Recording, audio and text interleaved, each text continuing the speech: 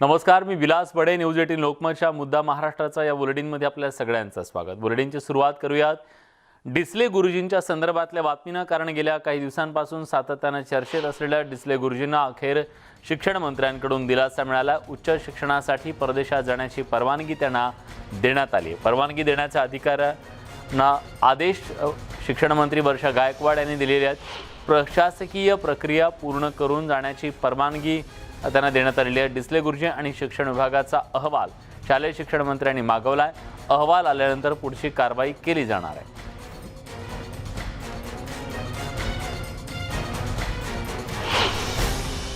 जगविख्यात आपले आहे त्यांना पुरस्कार मिळाला ग्लोबल टीचर म्हणून. आणि जेव्हा डिसले सरांच्या बाबतीमध्ये ह्या संदर्भामध्ये जेव्हा न्यूज आली आणि त्या संदर्भामध्ये मी आज सकाळीच सिओनशी सोलापूरच्या बोललेले आहे. स्वामीजींशी माझं बोलणं झालं आणि स्वामीजींना आम्ही सांगितलेलं आहे की त्यांना ॲब्रॉड शिकायला जायचं आहे, त्यासाठी त्यांना द्यायला लागणारी परवानगी देण्यात यावी आणि त्या तऱ्हेचे निर्देश आम्ही दिलेले आहेत. आणि त्या तऱ्हेचे आता मला वाटतं जे प्रोसिजर आहे ते प्रोसिजर फॉलो होऊन त्यांना ती परवानगी दिली जाईल. सिओनला जाऊन एक पत्र त्यांचं स्वतःचं दिलं, पण एक प्रोसिजर असतं जे प्रोसिजर फॉलो करावं लागतं आणि त्याप्रमाणे सीओनं त्यांना सांगितलं की तुम्ही ते प्रोसिजर फॉलो करा आणि त्याप्रमाणे ते प्रोसिजर आता फॉलो होईल.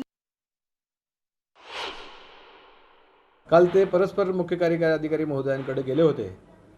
तिथून माझ्याकडे पाठवण्यात आलं. त्यांनी जे 2 पत्र सही तयार करून आणली होती माननीय मुख्य कार्यकारी अधिकारी यांच्या सहीची, त्यांना ती सही हवी होती त्या पत्रावर. परंतु कुठल्याही प्रकारची परवानगी न घेता ते परस्पर असे पत्रावर सही घेण्याच्या प्रयत्नामध्ये होते. असं कुठल्याही प्रकारे हे म्हणजे गैरशिस्तीचं वर्तन या ठिकाणी या कार्यालयामार्फत त्यांचं चालू दिलं जाणार नाही. परदेशामध्ये शिक्षण घेण्यासाठी त्यांचा पासपोर्ट असणं आवश्यक आहे. तो पासपोर्ट त्यांनी याआधी त्यांच्या एका चौकशीमध्ये आम्ही त्यांना पासपोर्ट मागितला होता. त्यांनी तो पासपोर्टही आमच्याकडे दिलेला नाही.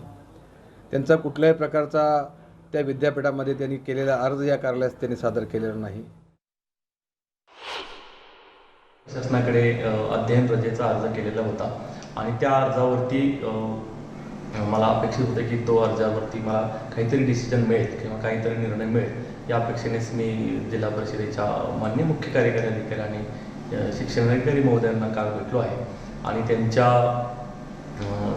त्यांचे जे काही निष्कर्ष आहेत किंवा निकष आहेत त्यांच्या निर्णयानंतरच मला याच्याबद्दल अधिक माहिती सांगता येईल. त्यांनी माझ्यापर्यंत आता तरी कोणताही लेखी आदेश अथवा लेखी कोणती कागदपत्र सादर करण्याबाबत मला अद्यापही आदेश प्राप्त झालेले नाही आहेत. ज्यावेळेस तुम्ही एक सरकारचं कुठल्या डिपार्टमेंटमध्ये काम करता त्यावेळेस सरकारने काही नियमावली ठरवलेली आहे आणि त्या नियमावलीचं पालन केल्यानंतर त्याच्यामध्ये जायला काही अडचण नसते. ती व्यक्ती तशी नावाजलेली आहे. त्यांना पुरस्कार पण अनेक मिळाले, कौतुक पण सगळ्यांनी केलं. स्वतः मुख्यमंत्र्यांनी मी त्यांचा सत्कार केला. त्यांचे आईवडील आलेले होते वर्षा बंगल्यावर, त्यांचं आपण कौतुक केलं. सत्कार केल्यानंतरच त्यांना कोरोना झाला. अशा घटना त्यावेळेस घडल्या होत्या आणि ते चांगलं काम करतायत.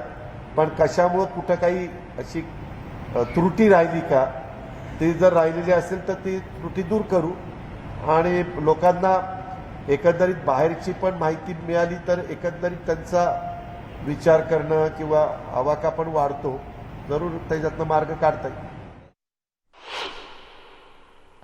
दरम्यान चंद्रकांत पाटील यांनी राज्यात कशाचा पत्ता नसल्याचं म्हटलंय. ज्या शिक्षकाला आंतरराष्ट्रीय सन्मान मिळाला त्यांच्यावर कारवाईची भाषा केली जात असल्याचा खोचक टोला पाटलांनी लगावलाय. आपल्या राज्यामध्ये सध्या कशाचा पत्ता कशाला नाही आहे आणि त्यामुळे डिसले गुरुजी ज्यांना आंतरराष्ट्रीय स्तरावरचा सन्मान मिळाला त्यांना बोलावून सरकारने म्हटलं पाहिजे होतं की तुम्ही प्रपोजल द्या की तुम्हाला काय काय हवं. तर ते राहिलं बाजूला, उलट त्यांच्यावर कारवाई करण्याची भाषा चाललेली आहे आणि त्यामुळे ह्या सरकारकडून अशी कुठलीही अपेक्षा आपल्याला करता येणार नाही. त्याचा परिणाम म्हणून ज्यांनी असं कर्तृत्व दाखवलं आहे ते सगळेजण आता हळूहळू डिस्करेज होत चाललेले की या राज्यामध्ये मुळात पत्ता पण नसतो. आता एकदा बोलवलं आणि पुष्पगुच्छ दिला, पण कोण डिसले गुरुजी, त्यांना काय पुरस्कार मिळाला, त्यांना काय सवलती हव्या आहेत, पत्ता पण नसतो. त्यांनी आता तर नोकरी सोडण्याची तयारी केली या सगळ्या सिस्टीमला. ते सोडतीलच ना, सोडतील. कारण शेवटी तुम्ही त्यांच्या स्वातंत्र्यावरच गदा आणताय की त्यांना जर त्यांच्या ज्ञानाचा उपयोग महाराष्ट्रातल्या, देशातल्या, जगातल्या लहान मुलांना त्याचा उपयोग करायचा आहे आणि तुम्ही त्यांना सुट्टीचा अर्ज आधी द्या, मग 3 दिवस सुट्टी, मग 4थ्या दिवशी तुमची बिनपगारी लागेल, काय चाललंय?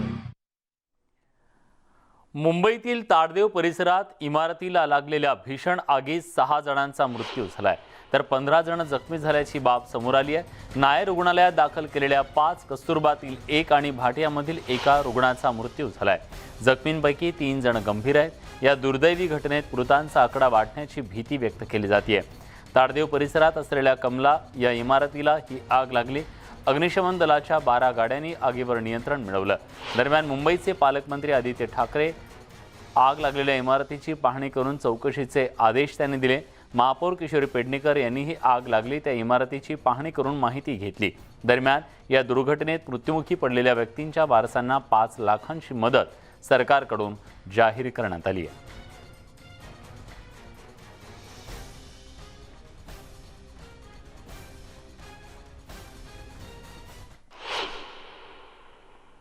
ताडदेवमधल्या कमला इमारतीला भीषण आग लागली सकाळी आणि अग्नितांडव पाहायला मिळालं. सकाळी आग लागल्यानंतर नेमकं काय घडलं? 16व्या मजल्यावर नेमकं काय घडलं? कसं लोकांना बाहेर काढलं गेलं? या संदर्भात कमला इमारत म्हणजेच सचिनम हाईट्स इमारतीतील रहिवाशांशी संवाद साधलाय आमच्या प्रतिनिधी स्वाती लोखंडे यांनी. सकाळी जवळपास 6:45च्या सुमारास सचिनम हाईट्स जी कमला बिल्डरनं बांधलेली इमारत आहे या इमारतीला आग लागली आणि त्यानंतर जे रहिवासी खाली उतरले त्यांना बाजूच्याच मातृमंदिर इमारतीच्या या हॉलमध्ये खाली बसवण्यात आलेलं आहे. आपण बघितलं साधारणतः 160 ते 180च्या आसपास घरं आहेत. म्हणजे प्रत्येकामध्ये जर आपण 5 जरी लोक पकडले तरी ही संख्या खूप मोठी होती. विशेष म्हणजे सगळे म्हणजे बहुतांश रहिवासी हे मराठी आहेत. आता राहत्या परिस्थितीत ज्या परिस्थितीत ते होते त्या परिस्थितीत खाली उतरलेत, कारण सकाळी झोपेत असताना ही आग लागली. 13 माळ्यावरनं अशा प्रकारे वयोवृद्धांना खाली उतरावं लागले चालत, कारण साहजिकच आहे की आगीच्या क्षणाला तुम्ही कोणत्याही प्रकारे लिफ्टचा वापर करू नये हे सगळ्यांना माहितीच आहे. जरा आत्ता आपण ही दृश्य बघूया. सिनियर सिटीजन्स आहेत तिथले आणि सिनियर सिटीजन्स आता साहजिकच आहे थकलेले आहेत, सकाळीच बाहेर पडलेले आहेत. त्यामुळे जे इथे मिळतं आहे ते खाऊन किंवा तिथे आता जो काही आसरा मिळाला आहे त्याचा आधार घेत त्यांनी आराम करायचं ठरवलंय. पण या सगळ्या प्रकरणाची सुरुवात कशी झाली आणि इथली सगळी मंडळी किंवा या वयोवृद्ध महिला कशा खाली उतरल्या आपण जाणून घेऊया. मला सांगा तुमचं नाव काय आणि तुम्ही कोणत्या मजल्यावर राहता? आम्ही 13 मजल्यावर राहतो. वनिता वसंत मस्कर नाव माझं. बरं बरं. मग मला सांगा जेव्हा आग लागली तेव्हा साधारणतः कितीच्या सुमारास तुम्हाला कळलं आणि खाली कशा आलात? 7च्या सुमारास लागली अशी. बरं. आणि मग आलात कशा खाली? जिन्याने खाली आलो आम्ही. जिन्याने 13 माळे उतरलात अगदी? हो. पण रोज जिना कधी घ्यायचा नाही? नाही. अनेक फॅमिलीज आहेत त्यांना जिन्याने चढता उतरता येतच नाहीये. डोपरामध्ये गॅप आहे, कमरेमध्ये गॅप आहे, तरी सुद्धा आम्ही 8 मजले उतरून आलो खाली. जीव महत्वाचा आहे. जीव महत्वाचा आहे. तुम्ही कोणत्या माळ्यावर राहता? मी 8 माळ्यावर राहते आणि माझी काकी 85 वर्षाची ती सुद्धा जिने उतरून त्यांच्याकडे खाली. थेट आपण त्यांच्याकडे जाणून घेऊयात. तुमचं वय 85 वर्ष आहे, पण तुम्ही कोणत्या माळ्यावर राहता आणि तुमचं नाव काय? 8व्या मजल्यावर. नाही, तुम्ही 85 वर्षाचे आहात, पण तुमचं वय काय? 82 वय बाई. 82 वय. बरं. मग मला सांगा की 8 माळे उतरून आलात खाली? हो, उतरून आले. खूप घाबरला होता? हो, भीती वाटली. तर एवढी आग दिसत होते ना, पेटत होती आग. अच्छा, ते दिसतही होतं धूर हो, वास सगळा. धूर वास, वायरी जळत होते त्याचा पण वास येत होता. असं पहिल्यांदा घडलं या इमारतीमध्ये आगीचं प्रकरण? पहिलंच आमच्या बिल्डिंग मध्ये असं कधीच नाही झालं. आणि त्यातही आतापर्यंत जर आपण बघितलं म्हणजे वाईट आहे की 6 लोकांनी आतापर्यंत आपला जीव गमावला. हो हो हो. खरं तर 15 आणि 16 माळ्यावर ही आग लागली आणि त्याच्यामध्ये आतापर्यंत जी माहिती आली त्याच्यानुसार 16 जण जे डिस्चार्ज देण्यात आलेला आहे मायनर उपचार करून त्यांच्यावर, कारण त्यांच्या बर्न इंजुरी जास्त नव्हत्या, पण 6 जणांचा मृत्यू झालेला आणि 13 जण रुग्णालयात भरती आहेत. याबद्दल अधिक तपशीलवार माहिती देण्यासाठी स्वाती लोखंडे डोके आपल्या प्रतिनिधी आता आपल्यासोबत आहेत. स्वाती, आत्ताची परिस्थिती नेमकी काय आहे? तिथली आग पूर्णपणे आटोक्यात आली आहे का? आणि ज्यांच्यावर उपचार सुरू आहे त्यांची प्रकृती कशी आहे? अगदी आता जर आपण बघितलं की या आगीवर नियंत्रण मिळवण्यात फायर ब्रिगेडला, अग्निशमन दलाला यश आलेलं आहे. पण आता जी चौकशी केली जाते ती आग कुठे आणि कशी लागली, कारण आपण जर बघितलं एकदा जर फक्त इमारतीकडे आपण लक्ष दिलं तर थेट वरचा मजला म्हणजे 19वा मजला जळलेला आपल्याला बघायला मिळतोय. पण जो इलेक्ट्रिसिटीचे जे केबलचं जे डक असतो तो डक अगदी पहिल्या म्हणजे अगदी ग्राउंड फ्लोअर पासून पूर्ण वरच्या मजल्यापर्यंत जळलेला आहे अशी परिस्थिती बघायला मिळते. जरा आपण या दृश्यांकडे लक्ष देऊया. या दृश्य ही आता महत्वाची आहेत. विलास, मी तुला ही दृश्य दाखवते, बघूया काहीतरी घडते कदाचित. त्यामुळे इथे आपल्याला जाणं गरजेचं आहे, कारण रहिवासी जे आहेत ते आता खरं तर बाहेर पडलेत ते आपल्या राहत्या घरातनं. पण मग पुढे काय? कारण आता असं आहे की इलेक्ट्रिसिटी आणि पाणी रिस्टोर होईपर्यंत किंवा पुन्हा एकदा हे सुरू होईपर्यंत त्यांना वेळ लागणार आहे आणि साहजिकच वेळ लागेल तोपर्यंत राहायचं कुठं हा तर प्रश्नच आहे. पण त्याचबरोबर जसं आपण आकडेवारी सांगतो की आतापर्यंत 29 जण एकूण म्हणजे ज्यांना आगीचा किंवा धुराचा त्रास झाला असे 29 जण होते, पैकी 6 जणांचा दुर्दैवी मृत्यू झालाय, 3 जण हे क्रिटिकल आहेत. तर साधारणतः एक 15 जण अजूनही उपचार घेत आहेत रुग्णालयामध्ये. काही जणांना साधा उपचार करून घरी पाठवण्यात आलं, कारण धुराचा त्रास होता आणि जे सामान्य लोक आहेत त्यांना ज्यांना फार त्रास नाही असं त्यांना घरात पाठवण्यात आलेलं आहे परत, जे आता या हॉलमध्ये राहत आहेत. पण जर आपण बघितलं की या सगळ्या प्रकरणामध्ये आपल्याला एक महत्वाची गोष्ट लक्षात घ्यावी लागेल की ही उंच इमारत आहे, ज्याला हायराईज आपण म्हणतो, आणि या इमारतीमध्ये फायर फायटिंग यंत्रणा कोणत्याही प्रकारे सुरू नव्हती. शॉर्टकटमुळे आग लागली का, की आग कशामुळे नेमकी लागली, किंवा एसीचा स्फोट झाला, तर याबाबत मात्र अजूनही फायर ब्रिगेडचं असं म्हणणं आहे की याबाबत चौकशी सुरू आहे. तिसरी गोष्ट की जर आपण इथे बघितलं की बिल्डर ज्यानं ही बिल्डिंग बांधली आहे तो याला दोषी असल्याचा हुसेन दलवाईने आरोप केलेला आहे. खरं तर आपण ही इमारत बघितली तर ही इमारत इथे जे चाळी होत्या या चाळी पाडून उभारण्यात आलेली आहे आणि बाजूला जी इमारत आहे त्याच्या ती तो सेलेबल कंपाऊंड आपण म्हणतो तो आहे. त्यामुळे ही जी इमारत उभारली गेली ही इमारत उभारताना आपण बऱ्याच गोष्टी त्यांचं उल्लंघन केलेलं बघायला मिळतंय. एकूणच काळजी घेतली गेली नाहीये आणि काळजी घेतली गेली असती तर कदाचित ही दुर्घटना टळली असते असं आपल्याला म्हणायला हरकत नाहीये. खरंय. बघूया या सगळ्याच चौकशीतून नेमकं काय वास्तव समोर येत आहे. धन्यवाद तुम्ही दिलेल्या सगळ्या सविस्तर माहितीबद्दल. विरोधी पक्षनेते देवेंद्र फडणवीस यांनी ट्विट केलेलं आहे आणि त्या ट्विटमधून आगीच्या दुर्घटनेत ज्यांचा मृत्यू झाला त्यांच्या कुटुंबियांप्रती संवेदना व्यक्त केल्यात. आगीत जखमी झालेले लवकर बरे होत अशी त्यांनी प्रार्थना केली आहे.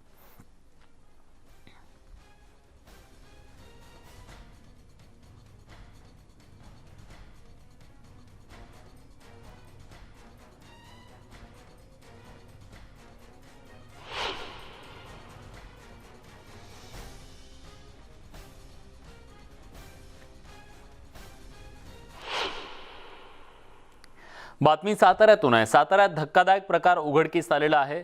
अवघे 15,000 रुपये पैसे घेऊन पोटच्या 1.5 वर्षाच्या लहान मुलीला एका कुचेकर दाम्पत्यानं विकल्याची बाब समोर आली. बाबर दाम्पत्यानं हे बाळ 15,000 रुपये देऊन स्वतःजवळ ठेवून घेतलं असल्याचं पोलिसांनी सांगितलं. हा सगळा प्रकार दोन्ही बाजूनी संशयास्पद असल्यामुळे याचा तपास शहर पोलीस करत असून याबाबतची तक्रार ठाण्यामध्ये करण्यात आलेली आहे आणि सातारा पोलीस याचा तपास करतायत. संबंधित 1.5 वर्षाच्या लहान मुलीला पोलिसांनी म्हसवड इथल्या शिशु बाल सुधार गृहामध्ये दाखल केलेलं असल्याचं कळत आहे. अतिरिक्त पोलीस अधीक्षक अजित बोराडे यांनी याबद्दलची माहिती दिली आहे.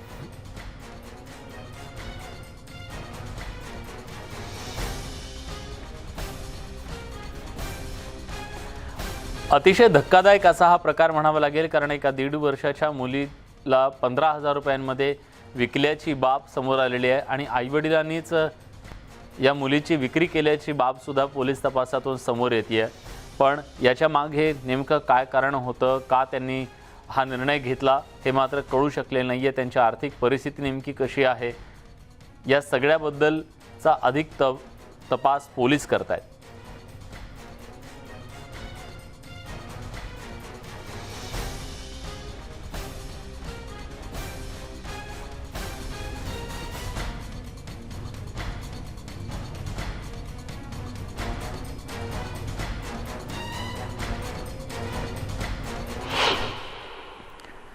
याच बातमीसोबत बुलेटिनमध्ये आपण एक छोटासा ब्रेक घेतोय. कुठे जाऊ नका, पहा फक्त न्यूज 18 लोकमत.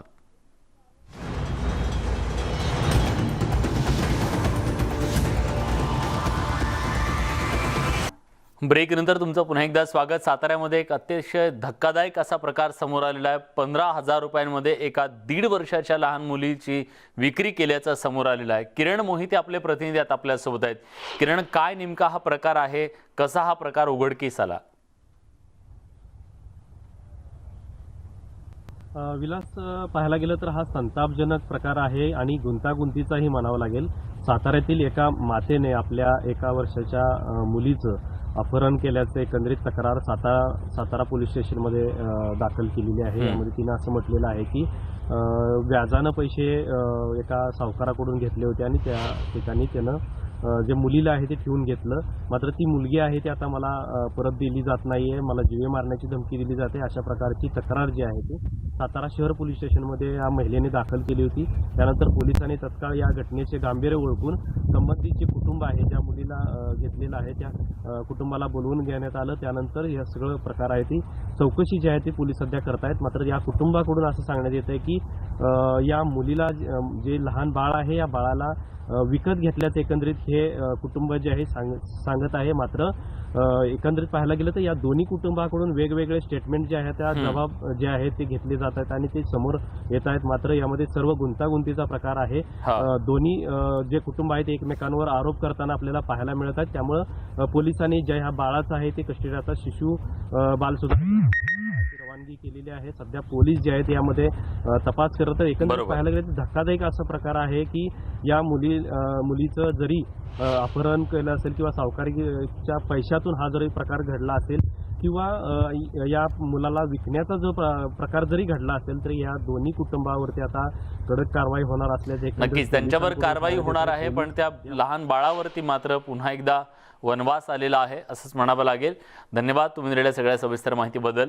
नवी मुंबईतून आता आणखीन एक धक्कादायक बातमी. नवी मुंबईत एका दाम्पत्याकडून लहान मुलांची विक्री करण्यात येत असल्याची धक्कादायक बाब समोर आली आहे. नेरूळ रेल्वे स्टेशनच्या बाजूला राहणारं दाम्पत्य मुलांना जन्म देऊन ती मुलं विकत असल्याचा प्रकार महिला बाल विकास विभाग ठाणे आणि नवी मुंबई पोलिसांनी उघडकीस आणलाय.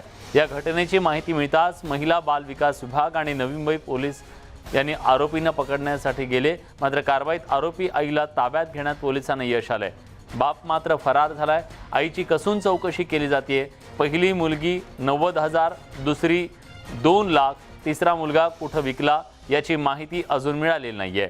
मात्र 2 मुलांचा शोध लागला असून त्यांना पोलिसांनी ताब्यात घेतलंय. तर तिसऱ्या मुलाचा शोध सुरू असून फरार बापाला शोधण्यासाठी पथक रवाना झाल्याचं पोलीस उपायुक्त विवेक पानसर यांनी सांगितलंय.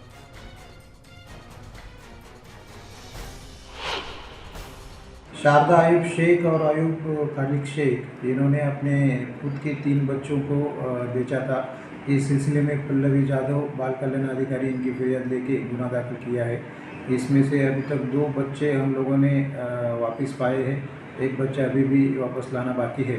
ये कैसा व्यवहार हुआ था इसके बारे में और तपास पुलिस कर रही है. इसके लिए हमने एक स्पेशल टीम भी नियुक्त की है और वो आरोपी जो है आयुब अब्दुल खालिक शेख उनका शोध ले रही है. अतिशय दुर्दैवी आणि संतापजनक हा प्रकार. याचसोबत बुलेटिनमध्ये आपण इथेच थांबतोय. ताज्या घडामोडींसाठी बघत रहा न्यूज 18 लोकमत.